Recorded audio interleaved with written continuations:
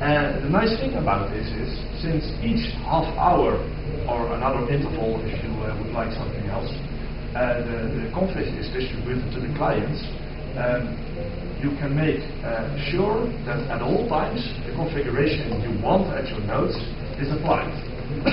So during the lifetime of a system, sometimes you want to add packages, or you want to delete packages, or you want to change some config file. Most programs like CF Engine or Pi only allow you to install stuff at the installation time, but like I said, Puppet can be used during the complete lifetime of a server, and hence it's very flexible. It can help system administrators to do their work faster. It can help system administrators to be consistent, since you can make absolutely sure that, for example, if you want to install Joe on all nodes, Puppet makes sure it's installed on this node, but on this node as well. Beyond the scope of this presentation, since I'm not really familiar with it, Puppet is also able to report back to the Puppet Master. From what I've read about it, you can do, for example, performance reports, like how long did it take to apply the config to a Puppet. But like I said, I'm not familiar with reporting, but I'm sure there's a lot of documentation about it on the Puppet.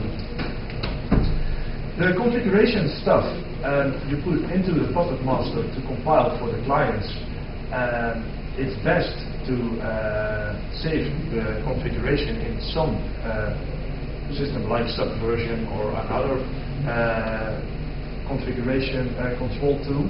I'll get to that later on in the presentation. Yes? One small question. Those clients are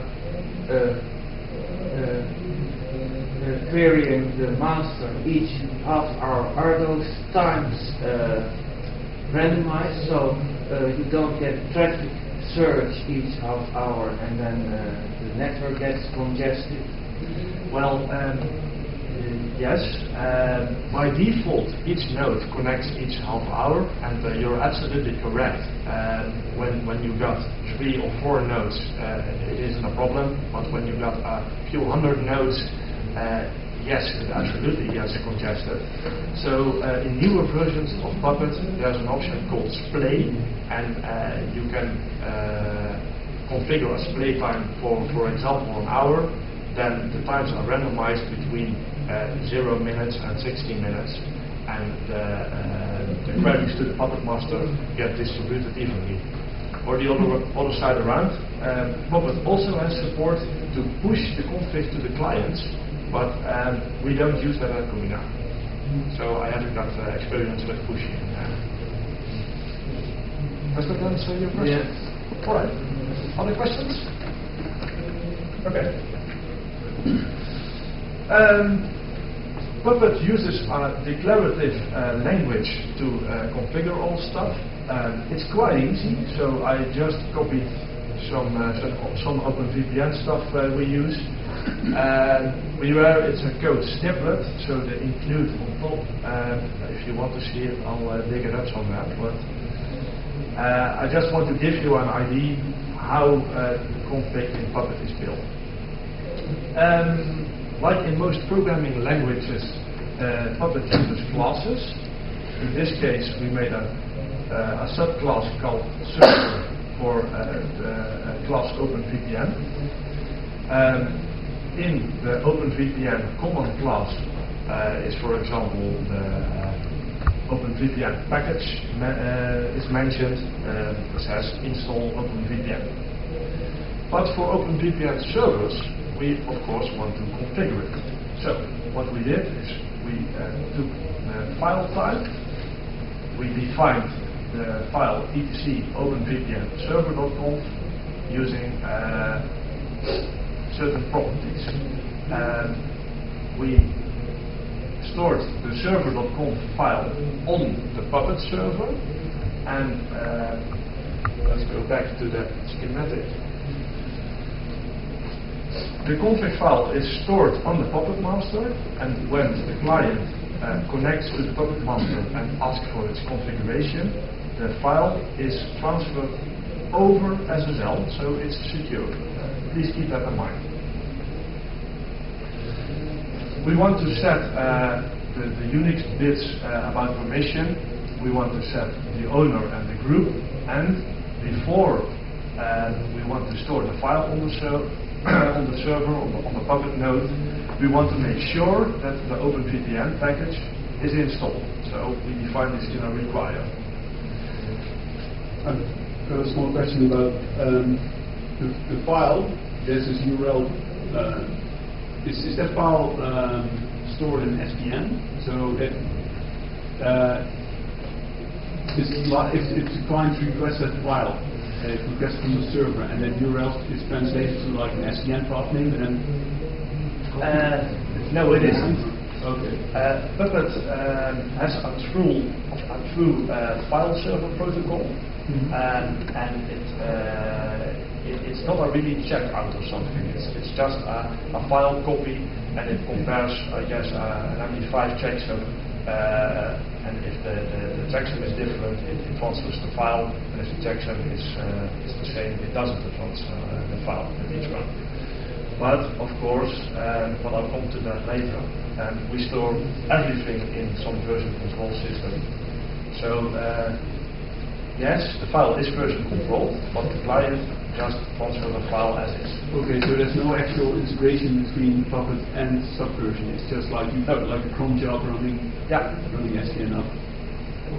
Yeah, that's quite harsh, I guess. When Luke hears this, he'll be mad, I guess. But no, there's no real integration. Okay. But since it's just plain files, it shouldn't be a problem, I guess. But about the URL, of course, we use the Puppet protocol, and one of the best practices we have is we say in all networks we maintain, the Puppet master should be named Puppet. So this is just a name. And this is the module and the file that belongs to the module.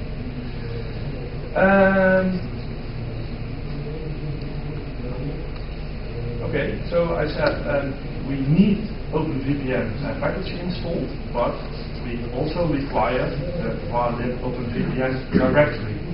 And this is a nice example that it's important in Puppet to define a certain order if needed, since we define the directory to create, we define it after the configuration file. So when the configuration file is compiled by the Puppet master and distributed to the client, it does make sure that this part is run before this part. For example, if you need to mount a file system to access some database files or anything, it is important that the file system is mounted prior to installing the database and access the database files. Yes? So it actually works from bottom to top?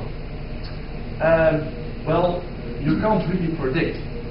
That's the problem. Did I mention it's based on Ruby stuff? Yeah. Okay. Well, it runs in little threads, and it can run in parallel, but you're not sure. So if you need a certain order, define it. If it doesn't matter, just know. Of course, the more can run in parallel, the faster the configuration is applied. So this is kinda a performance issue. But if needed, there's support for it. Okay, then about the file types. Of course, we want the OpenVPN servers to run at all time, and we want the configuration itself in place before the OpenVPN service runs. I guess that's quite obvious. Do you want to see some more code examples, or does it give a good idea for you how Puppet configuration works?